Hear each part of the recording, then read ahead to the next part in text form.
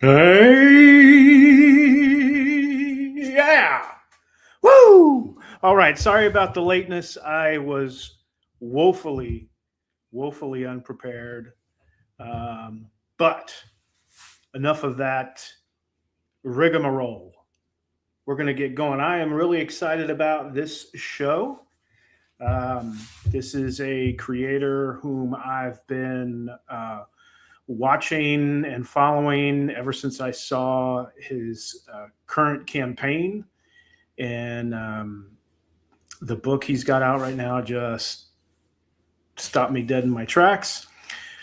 So, without any further ado, let us introduce our guest, John Colton. Hey, what's up, buddy? Hey, good to be here. Thanks for having me. Yeah, thanks for coming on, man. I've been wanting to talk to you for a long time. I think I can't remember if we met on a previous stream or not, but I've been a fan since I saw that campaign. And I've been really, Thank you. really excited about this little chat we're going to have. So I tell you what, before we get into the thick of things, let's talk a little bit about your campaign going on. Right, it closes in a couple days, right? Yeah, I think Saturday. Nice. So it's coming up real quick, and it's getting exciting. You know, we unlocked the stretch goal when we were 100% funded, and so the first 50 physical backers will get a free copy of my previous book, Bunyan versus Dracula #1, whenever they order a copy of Three Brothers Gruff. That is fantastic. That sounds right up my alley. The funny thing about it is, back in the early 2000s, when I put out my first book that I did, I was printing it under the imprint Half-Ass Publishing. Our book was called Some Big Lumberjack, and it was basically a spoof of the Tick. And so he was this big 7 foot tall, 400 pound. He had the proportionate strength, size and strength of a lumberjack his size. And so I don't know. I'm interested to see if it's played straight or if it's tongue in cheek. Or I'm excited about getting that because I will be getting the Paul Bunyan versus Dracula because I was one of the first 50. Nice. Okay. Yeah, I think I would say it's played pretty straight. That was kind of the first decision that had to be made. Was it was going to be like a Godzilla versus Bambi situation, or is it going to be more of a fight? And it's definitely more interesting if you're not sure who's going to win. Oh yeah, for sure. And so that's where we have it at. And it's a little bit of a love story also because they need something to fight over, and as it happens, Dracula comes to the Americas, and him and Paul are keen on the same girl, and so that's just that's just how things maybe sort who's of going to kick make off. a move on Babe or something, Does Babe have an appearance in this? He does. He's actually one of the cornerstones of the story. Oh, that's fantastic. I'm excited. I tell you, I don't want to give too much away, but I will tell you, one of Dracula's main powers is the ability to control animals. Ooh, very interesting. Yes, that is true. Oh, sweet. So I can't wait to get it. I tell you what, man, when I first saw the Brothers Gruff campaign, I immediately I got two boys, 11 and 14, and I showed them and they were like, whoa. I mean, they're just as excited as I am to get this book.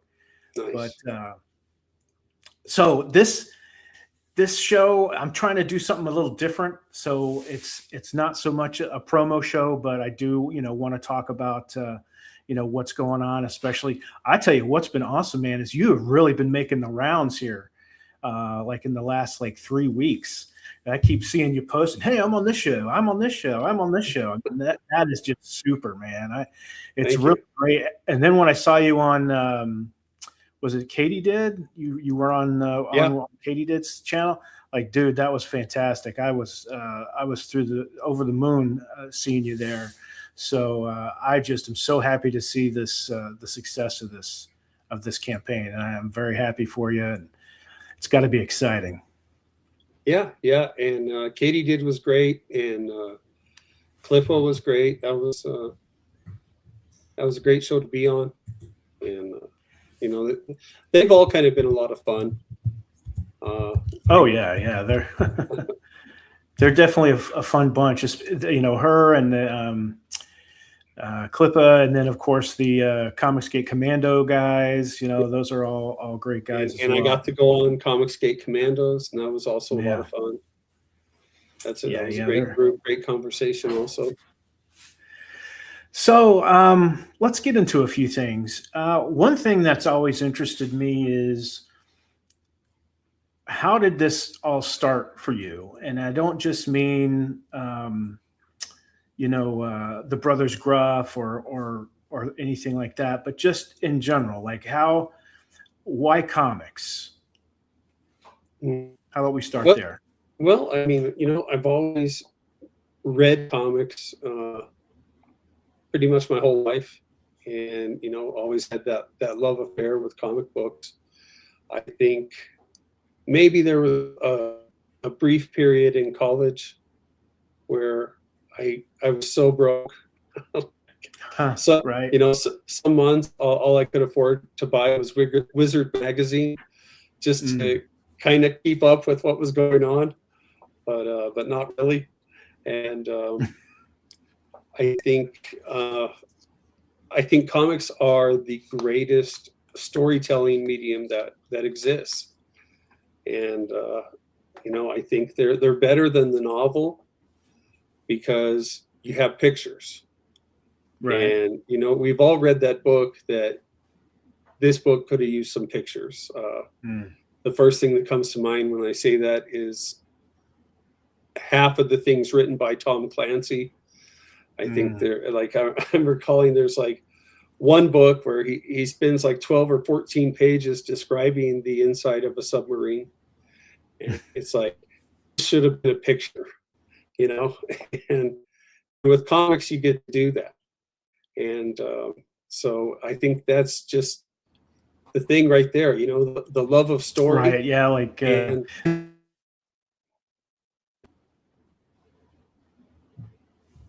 oh, sorry, you glitched out there for a second. Looks like we're back. Okay. Yeah, you were saying? Yeah, sorry about that. I don't know what's going on with my Wi-Fi. Okay. Oh no, I agree with you 100%. It's for me especially. It's like anything H.P. Lovecraft, anything like Robert E. Howard. I want to see like at bare minimum, I want to see chapter plates. And that's actually, I've gotten these 3 hardback chapter plates in there, but I know exactly what you're talking about.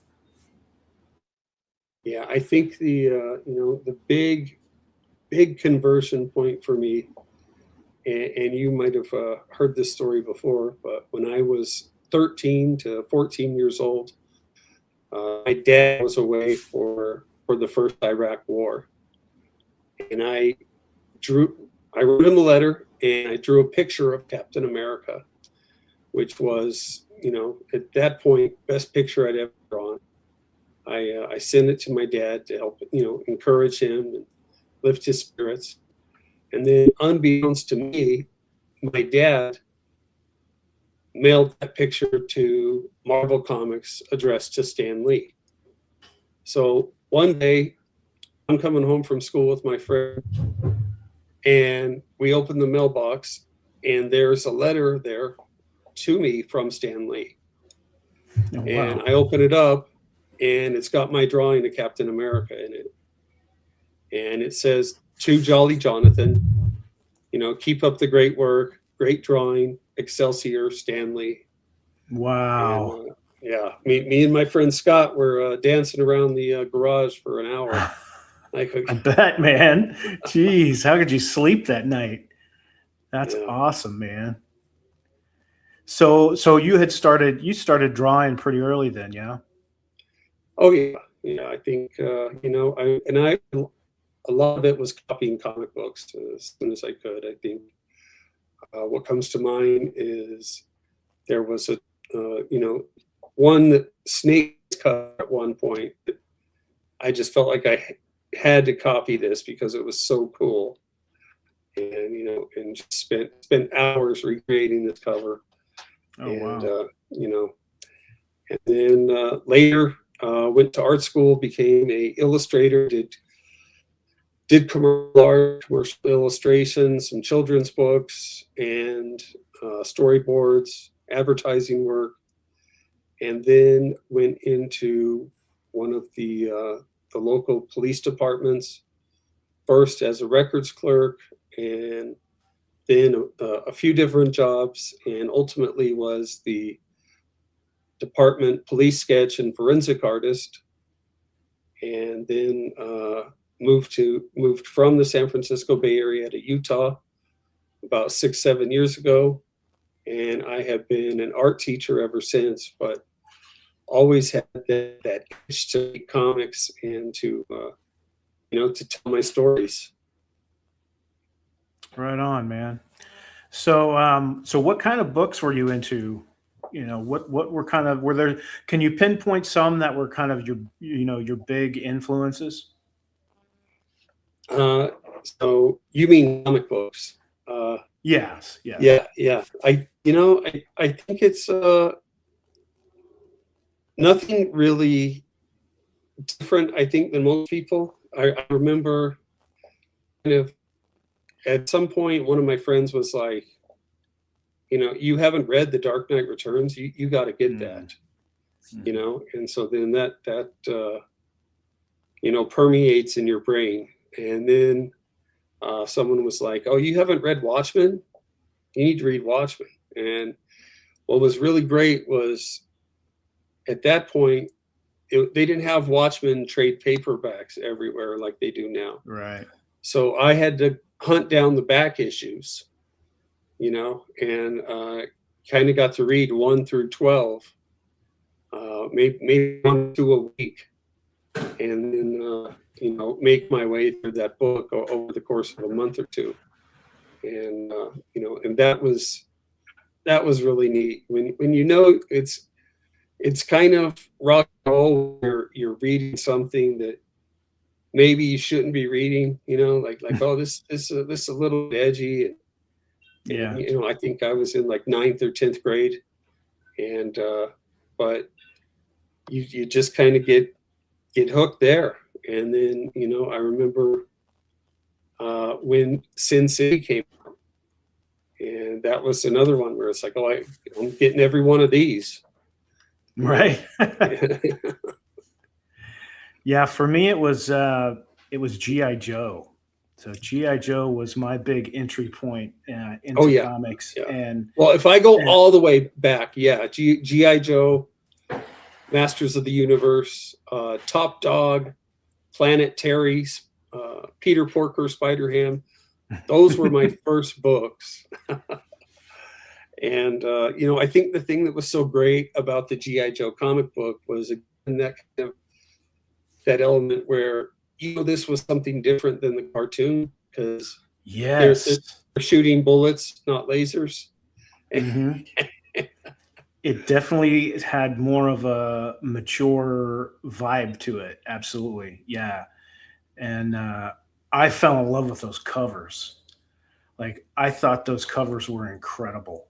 And Well, they were and they are. well, Like looking yes, back yes. now, it's like, okay, what do we got? Herb Trimp here, and John Byrne drawing covers, Michael Golden, Mike Zeck. Yeah, those are killer covers. Man, You know, I remember I got so hooked into the art of the covers and the interior art. yeah, I have to say I was probably about 12 when I started picking those up, and I got tracing paper, and I got a thing of a big, like a notebook of tracing paper, and I would go and I would trace my favorite panels, and I'd be like, "Look what I drew, Mom!" when I was just tracing. I guess I was an inker in the training, maybe. I don't know. Probably get some inker hate for saying that, but man, that the ones that always stood out to me cover wise was the skeleton with like he's got like a hooded robe on, and he's firing an M60. Like that was one of my favorites. And then another one is Storm Shadow and Snake Eyes side by side, yeah. swords drawn like that. To me, I I was think those are both Mike Zeck covers. yeah, just incredible. And then the Nam was my other one that I was really into. So I wasn't much of a superhero kid. Um, I don't know why, because I loved, the TV shit, like the Incredible Hulk was my favorite, and Right. Spider-Man, but I didn't start collecting those books till I was in my early 20s. So I don't know. Maybe I had Yeah. malaria. I don't know. I don't know. I kind of liked them all, but I think about sixth, seventh grade is when I got into X-Men, and and then you also at about that time, you start noticing artists, right? And I remember there was like a Spider-Man Christmas special, and they had a new artist on Spider-Man, and I hate the way he drew Peter Parker and Mary Jane. I thought he looked a little bit too Archie, and and that artist, I looked up the name so I could write Marvel a complaint letter about this guy, Wow. and that artist was Todd McFarlane, who Oh no. Oh, that's great. who 2 issues later was like my favorite artist, Right. and just absolutely in love with him. But it took a little bit of an adjustment because he was doing something that was outside of the norm. I think Yeah. everyone in that era kind of they were a little bit trying to draw like John Buscema, Mm-hmm. and he was like the big influence of the day. And that was the Marvel house style, was drawing things John Buscema Right. style. And then you had Todd, who was kind of following in Michael Golden and Art Adams' shoes, and just saying, "Hey, look at me and look at my drawing," but even in a more bold way than they were. Oh my gosh, yeah. And so, I mean, he changed how we see webbing now. I mean, yeah, it's to go to that detail. Yeah, it's. I remember getting Spider-Man, just the title Spider-Man, and when he took over, when he took that, started doing that title, and that was one of my favorite. That was one of my favorites until Spider-Man 2099. I loved Spider-Man 2099. I thought that was fantastic. yeah, that was a good one. Still kind of surprised they haven't made like an animated show out of that, or a movie. Yeah, right. Like they're finally kind of working him in, in the Spider-Verse stuff. Yeah. Well, and when he showed up there, I was like, just give him his own. Right. And why you got to make him a bad guy? Like, come on. He's awesome. One thing I really that I really enjoyed about that is even up to like issue, I want to say it was like 12 or 13, something like that. He was still figuring out what powers he had, because he had in the beginning of the book, he was like fighting this giant, and the guy had him by the hand, and he looked like a Spartan, with the helmet, the Mohawk helmet or whatever. He's holding Spider-Man, and he just instinctively bites his hand, and the giant like is, and he goes, wow, I guess I have venom, you know. And I Yeah. was like, wow, that is so cool. He's still figuring it out. But so how, what made you, you know, decide to say, okay, I'm not only, you know, a lover of comics, but now I'm going to make them. You know, what Well, kind of got you going there? I think I was suffering from a lot of delusions at some point, in that I thought I was going to live forever. And, just it was something I always wanted to do, but kept on pushing back and pushing back, thinking, yeah, someday I'll do this and someday I'll do that. And, a couple of years ago, I got diagnosed with something that maybe nobody's heard of. I hadn't heard of it. I had to start doing research. I had a cranial hernia. And if you have a cranial hernia, what that means is your brain is thinning out your skull, trying to push its way to your skull. Whoa. And I had it on both sides. And the doctor said, one side of my brain or my skull looked like Swiss cheese. And so they needed to spackle that up and, push everything back into place again. And so, Wow. that was kind of a big moment. And, Yeah, I bet.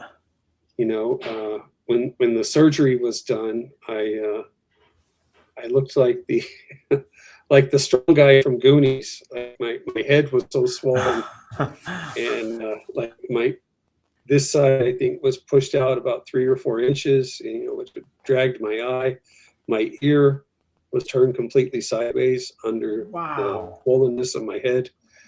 And and I was just sitting there in the hospital for a few days, in intensive care, and just going over stuff in my sketchbook and redoing sketches, and it just hit me as strong as ever that I don't want to call the ideas to the grave with me. Right. It's like win, lose, or draw. I got to put it out there. Yeah.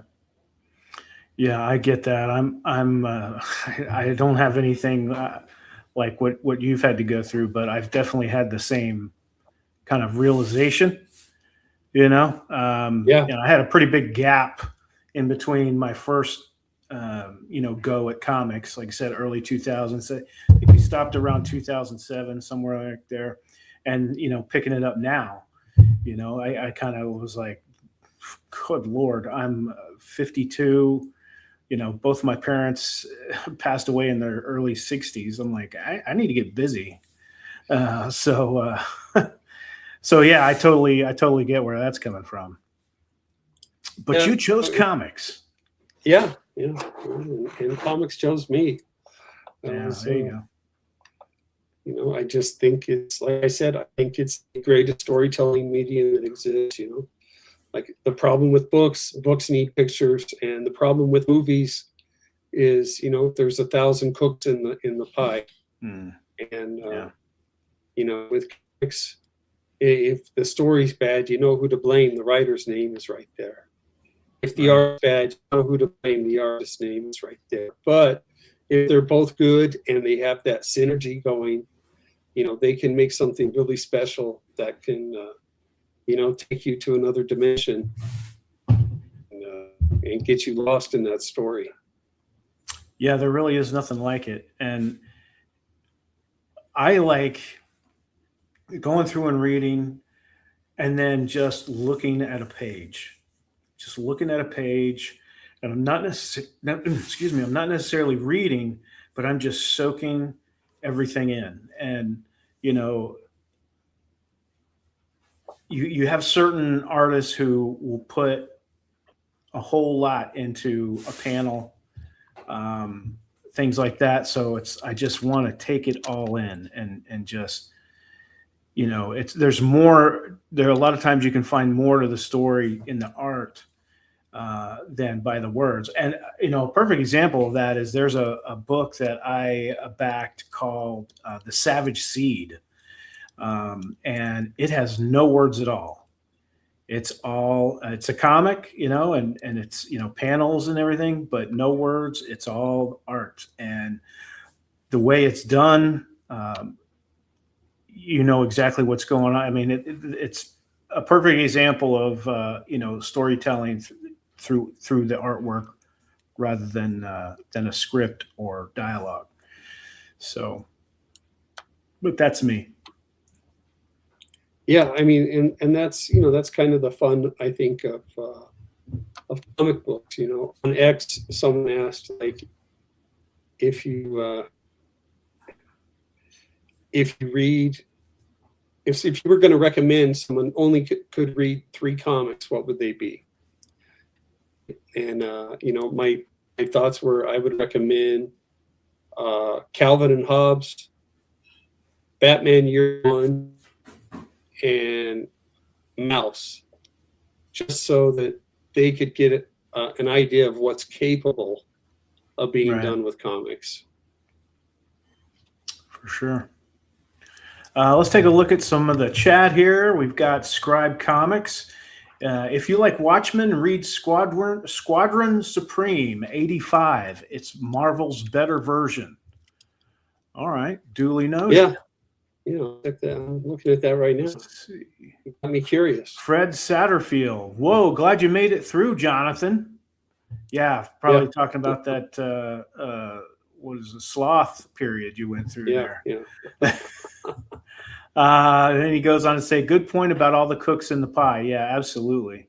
I mean, we've seen so many films, so many stories get ruined in films by so many people trying to get their stink on it.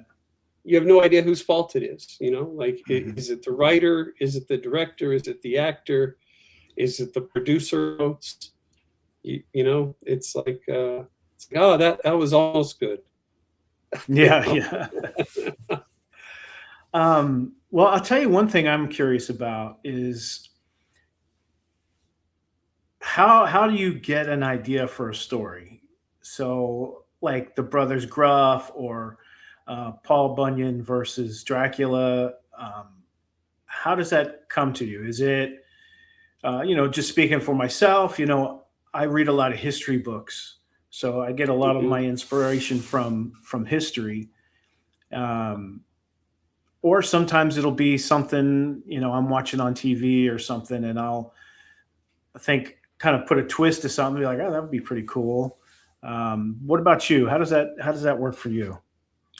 Largely the same way. Now, with Paul Bunyan versus Dracula, I have to give credit to my son.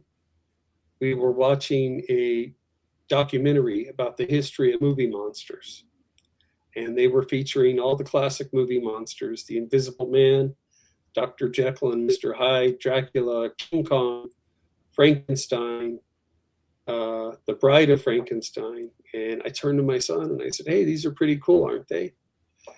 And he looked back at me and he said, yeah, they're pretty cool, but I don't think any of these guys could beat Paul Bunyan.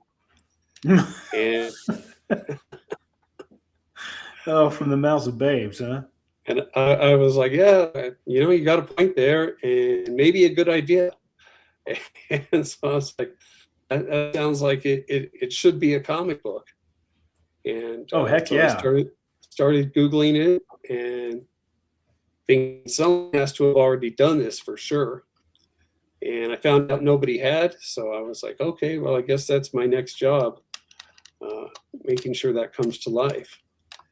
But, kind of like you, I think we all get our ideas from the same place.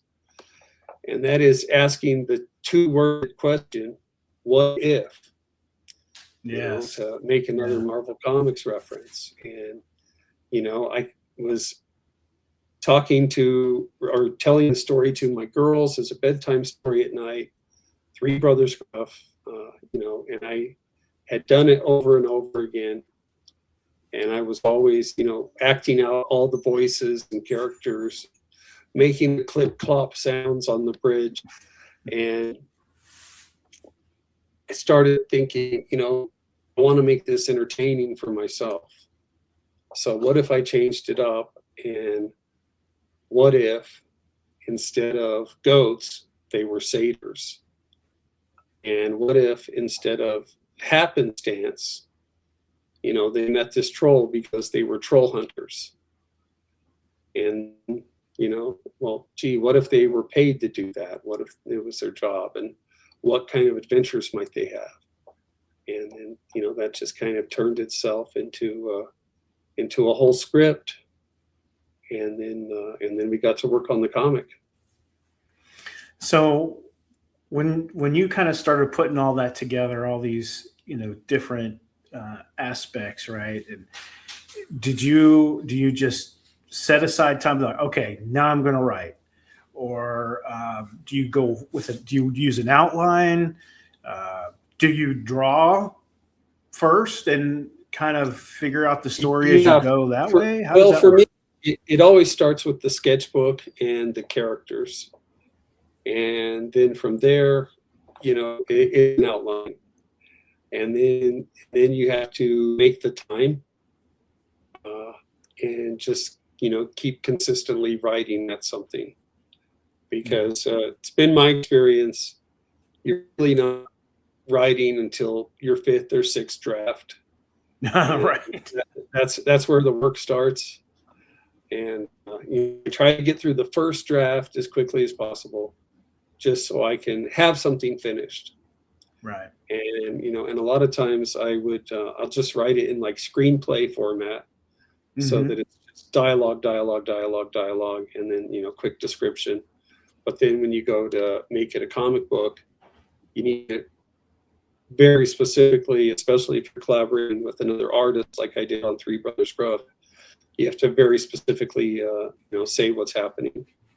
Although I think moving forward, given the great job that Vincenzo's done, I'd be very curious to see what the pages look like if we start using more of a Marvel method, and just kind of letting him go nuts. Yeah, it's funny you say that because I had a similar experience. So most of my writing that I've done, I was always for sure thought I was going to be a filmmaker.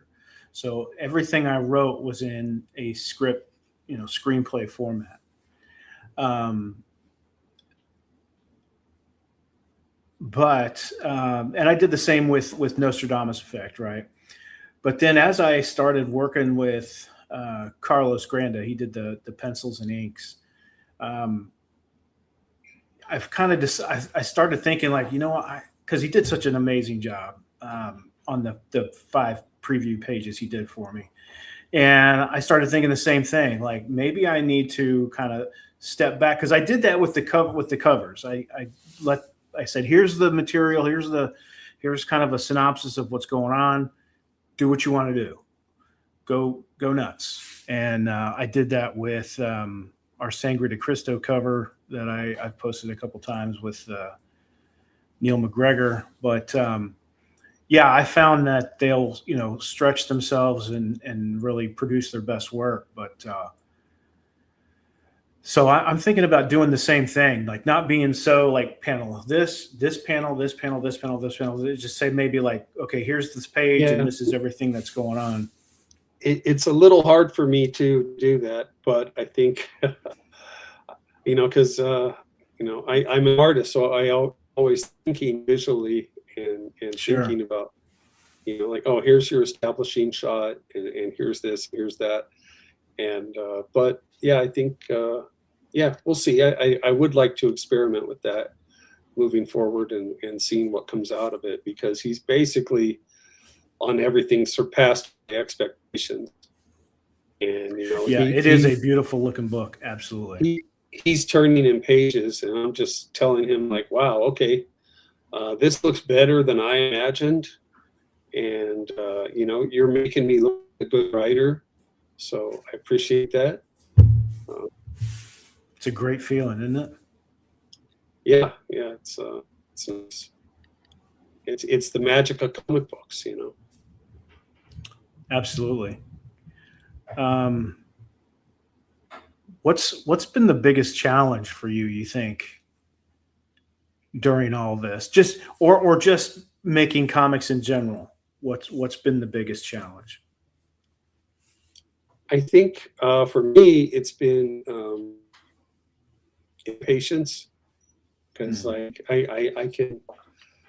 I want the graphic novel done now, like, Yeah. and I want I have like probably 50 books ready to go in my sketchbook, and that's like Wow. outlines, characters, everything like that. Like you mentioned the Nam. Well, I have a Vietnam story that I'm really itching to get started on as well, and so that's just kind of like, no, like you have to make this stuff in real life, and it takes real time. Yeah. So Yeah. It is. It is. I'm the same way, and I've got definitely don't have 50 stories, but I've probably got at this point, I've got about 14 stories in process. At some point, whether it's just an outline or just a kind of a treatment. But I've got all these stories I want to get out, and I'm like, golly, how the heck am I going to do this? Um, and I wonder if it's easier for a writer to give up control, of what the art should look like. I can see where an artist, being an artist, it's probably more challenging than maybe for a writer. It probably comes down to personality. Like I well, definitely and have like certain things I want to see, like yeah, like you said, like when I write, I see it like a movie in my head. So I call them scenes. I have a certain scene I want to see, but yeah, it's it might be like five scenes in an entire issue. You know what I mean? yeah, and it's it's no offense to anyone, but like as a fan, I know I get disappointed when there's a voice story and Mike Mignola didn't draw it, uh, and he had someone else do the artwork. But as a writer, I also get that, because you want to get it out there, and if you have to draw everything, you're going to take forever. The same disappointment with Frank Miller. Every time he tapped David Mazzucchelli or Bill Sienkiewicz to draw something for him, and those are amazing books, like some of the best graphic novels of all time. And and that's obviously the way it should have been done. But as a fan, I was a little bit like, "Hey, come on, Frank, just draw this yourself, man." Oh man, that's awesome. Um, I think for me, and of course this is different for everybody, but the most difficult thing for me has been, um, frankly, marketing. The Oh yeah, marketing has been the most difficult. And the funny thing is I started following Ethan Van Sciver like back in like 2018. mm, When that's when I first learned about crowdfunding and learned, basically just from what he was saying, and then of course John Malin, and they even said back then, talked about, you've got to take the time to build your audience. And I just didn't do that. I felt that impatience of like, I've got to get this thing going now. I've got to get it out into the open now and get the ball rolling as fast as yeah, possible. And it just didn't work for me. I just never got enough eyes on the project. And so now that's part of my strategy now, is to try to build up a little audience, and eventually relaunch, down the road. But man, that has was the biggest hurdle for me. yeah, That and the yeah, money. yeah. Yeah, I can. I hear you on both those points.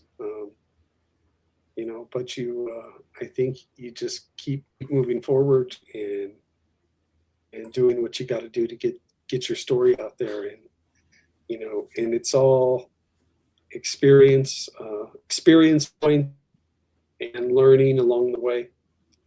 And I think, at the end of the day, we'll see what happens with it. But it's also, it's just been a lot of fun.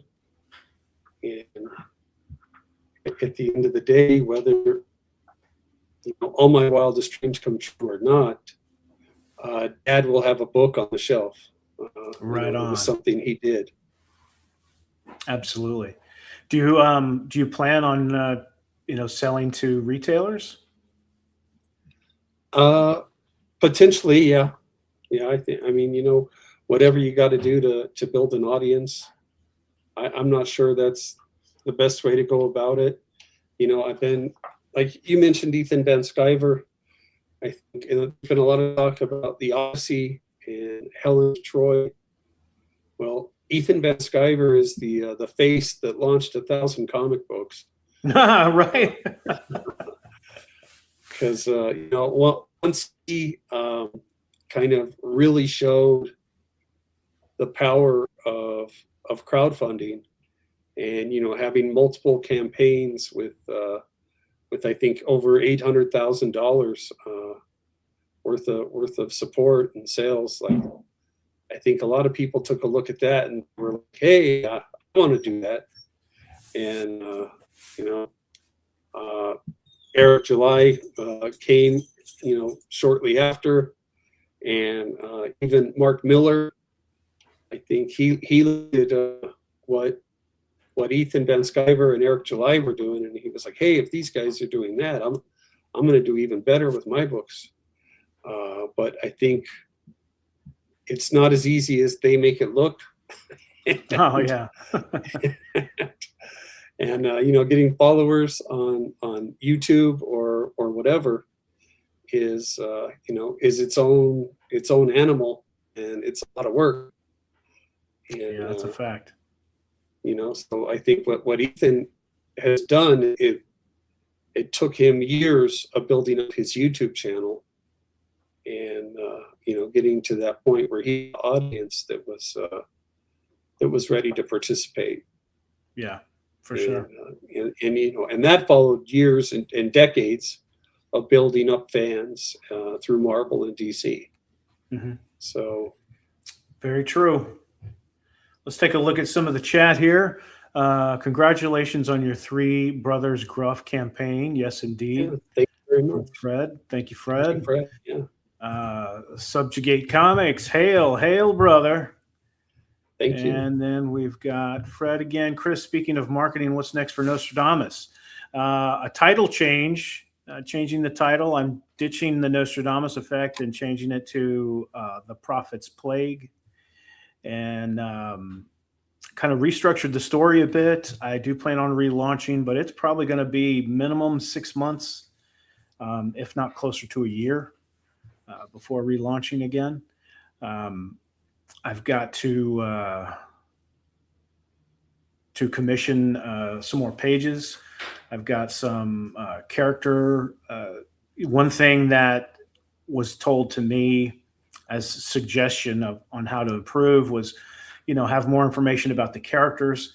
My initial two campaigns focused more on kind of tone, setting the tone of the book and maybe the lore rather than the story. So I'm going to change that up a bit. And so one thing I said after both campaigns failed to fund was, this is not the end. It is merely a delay. So that is what's in store for that. And you'll just have to come back and check for updates. So like, subscribe, hit the bell for notifications, all that stuff.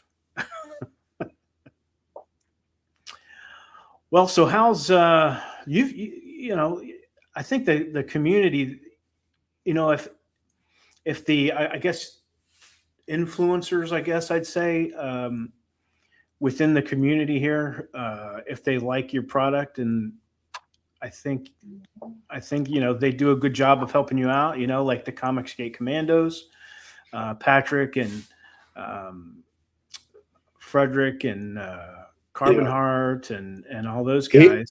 It's really all you can ask for. The community and the support has just been fabulous. It's been tremendous, and You know, you put your book out there, and if it doesn't get funded the way you wanted or you had hoped, maybe it wasn't the hottest idea.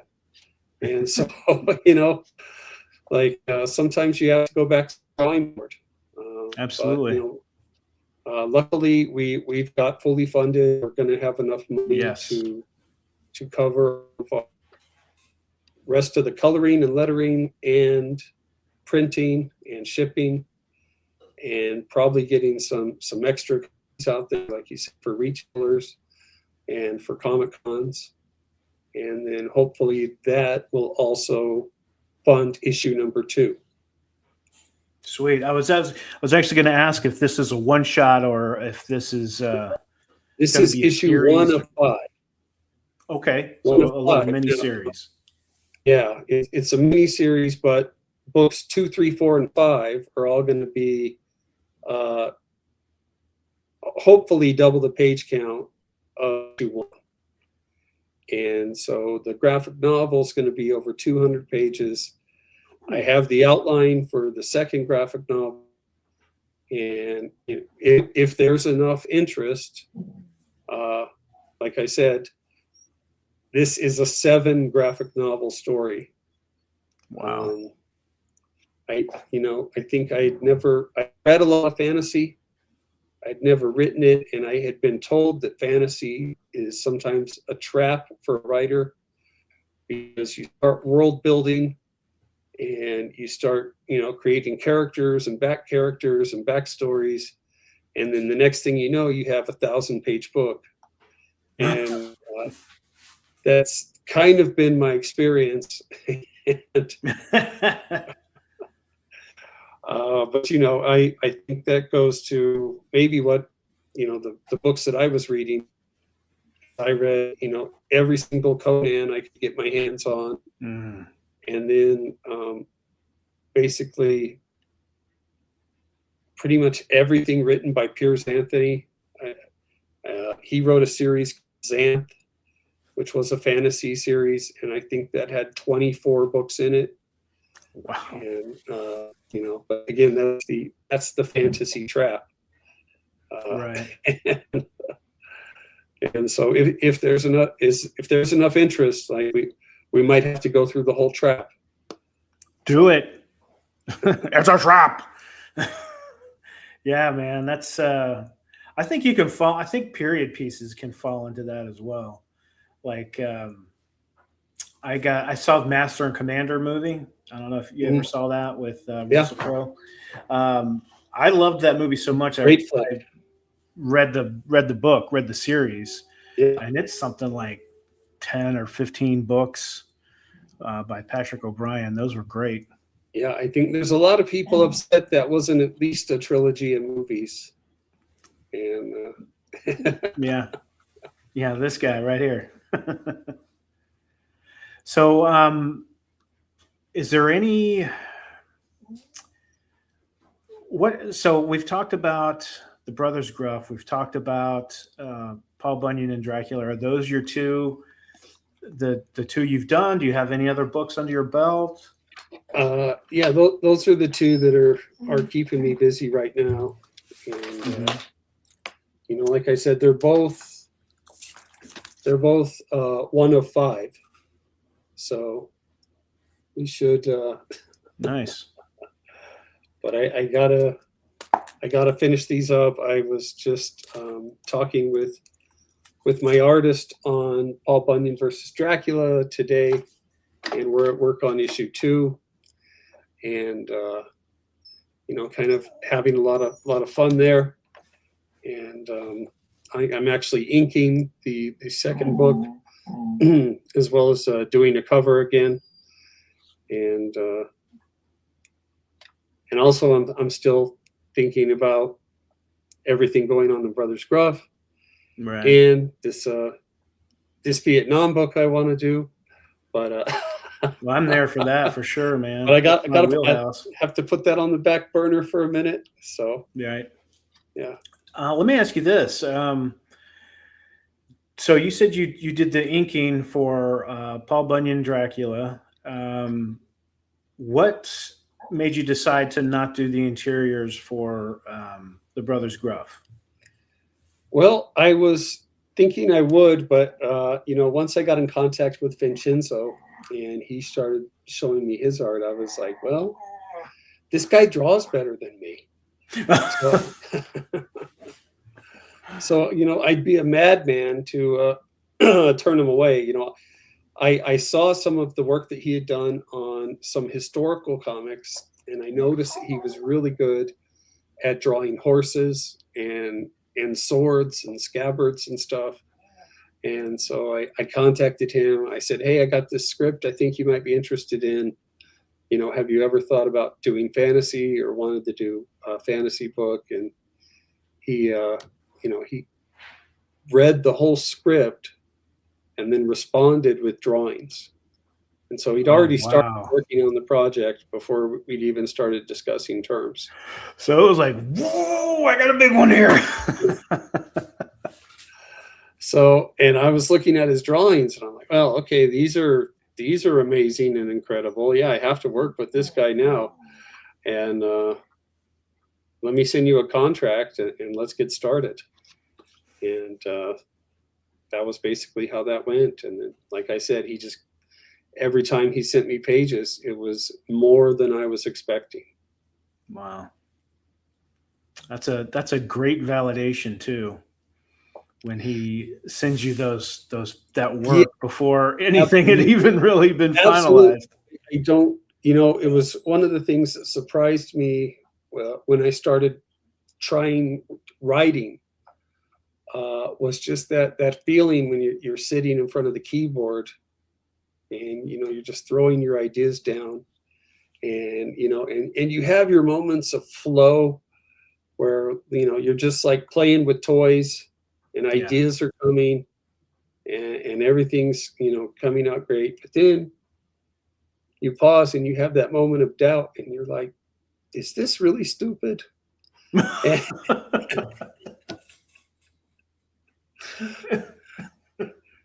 And so I get that. To have someone else say, oh, I was so excited when I read your script and I loved it and I could totally see this being a successful graphic novel.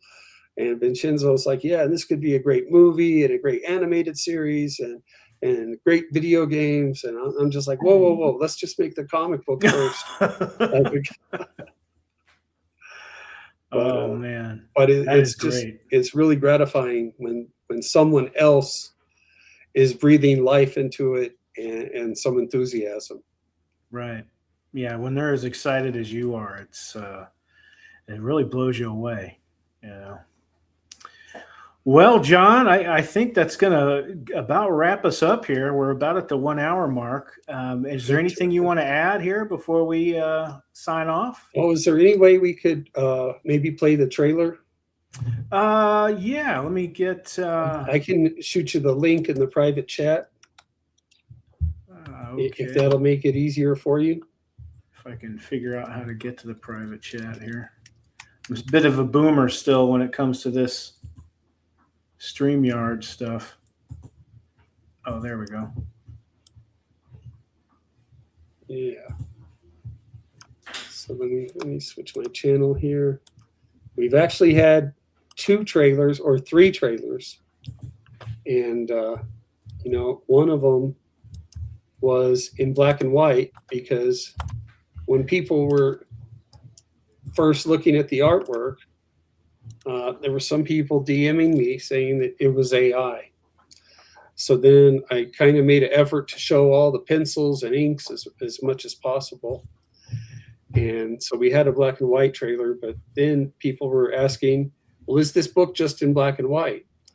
And then I felt like, oh man, no, we have like a great colorist. And it's full color and the colors look amazing. And absolutely. All right, here we go. Let's take a look.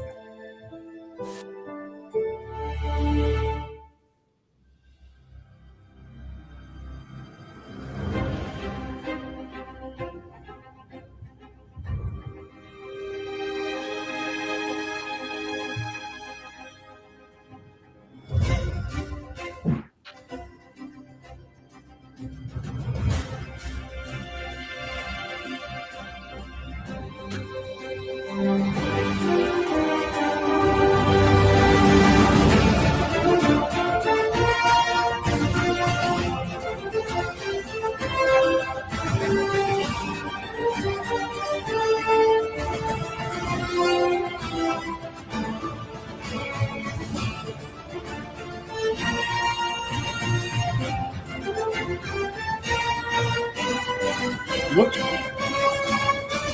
Ah, dang it. What the heck?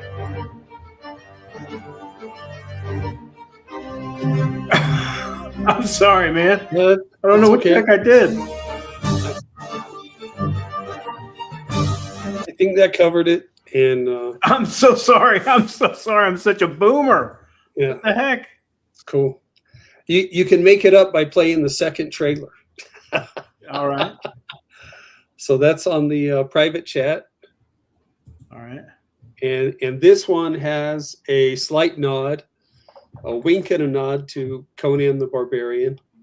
And if you're a Conan fan out there, you'll recognize the wink that's at the beginning in the voiceover. And so that's kind of fun. I've described this book two ways. One is it's Chronicles of Narnia meets Conan the Barbarian. The other way I've described it is it's Teenage Mutant Ninja Turtles meets Lord of the Rings.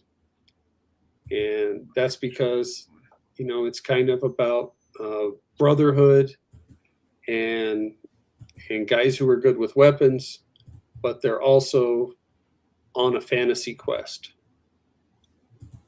Oh my gosh, what in the hell have I done here?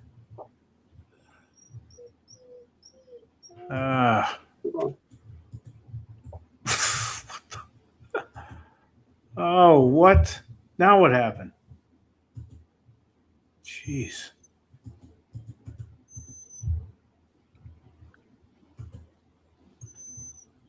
All right, let's go to this. Oh, thank you for being patient.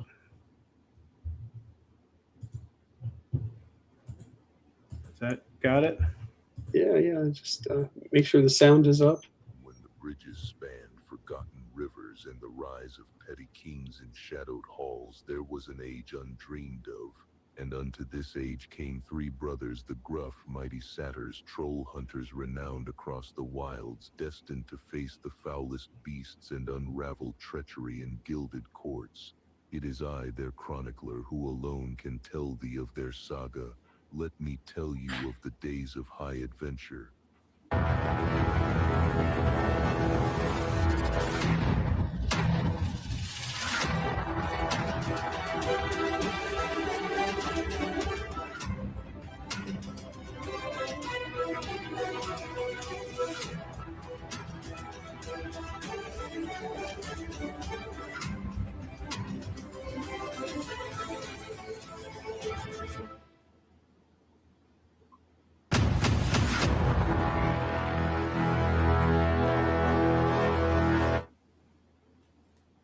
Nice. Yeah, Thank you. That's great. Well, like I said, I am super excited about this, and everybody go be sure to go back. He's on fundmycomic.com. What? How the heck did that get on there?